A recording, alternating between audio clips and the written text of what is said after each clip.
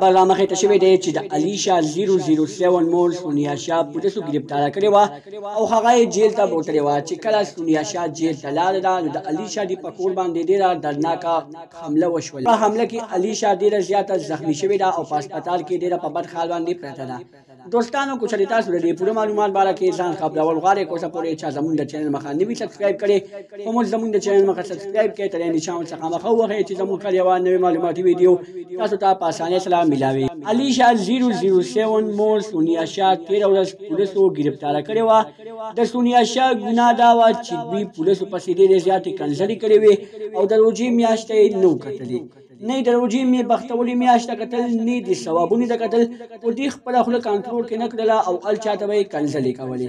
او چې کله پولیس ډېر زیات ستومانه شو نو د الیشا 007 مول سونیا شاه پولیسو گرفتار کړه او جیل ته یې ځان سره بوتلله.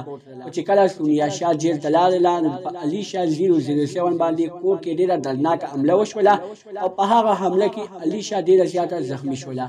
ځینې خلک وایي دا حمله پې جان خبیب کړې وه او ځینې خلک وایي دا حمله پې بل چا کړې وه. خو نه دوستانو د حمله نه جان خبیب کړې ده او نه بل چا کړې ده.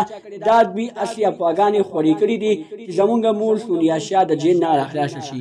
الیشا خپل زاړه تصویران د هسپتال شیر کړي دي او ویلي دي چې په ما باندې ډېره زیاته غټه دردناکه واقعه رامخې ته شوې ده.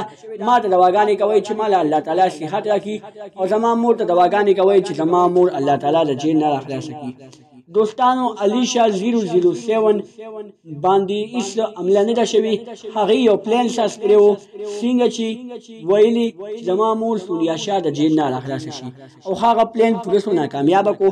چې کله پولیسو ته دا خبر ورسېدو چې په الیشا 007 باندې د مرګ حمله شوې ده نو د پولیس ډایرکټ د الیشا د کور ته ورغلل او الیشا یې گرفتار کړله. او چې وی کتل چې الیشا روغه جوړه ده الیشا باندې هیڅ حمله نه ده شوې نو پولیس ډېر زیات افسوس وکړو. وی ویلې زمونږ د خلاصېدو لپاره یې ډېر زیات پلانونه ساز کړي دي او موږ به ډېر زیات کوشش کوو چې د دوی ټول پلانونه خراب کړو. دوستانو دا به زموږ نوې ویډیو زموږ دا ویډیو هم خوښه شوې وي زموږ د چینل مخه سبسکرایب کړئ د نشان څخه مخه ووهئ چې زموږ خپله یوه نوې معلوماتي ویډیو تاسو ته په اسانۍ سره ملاویږي. والسلام.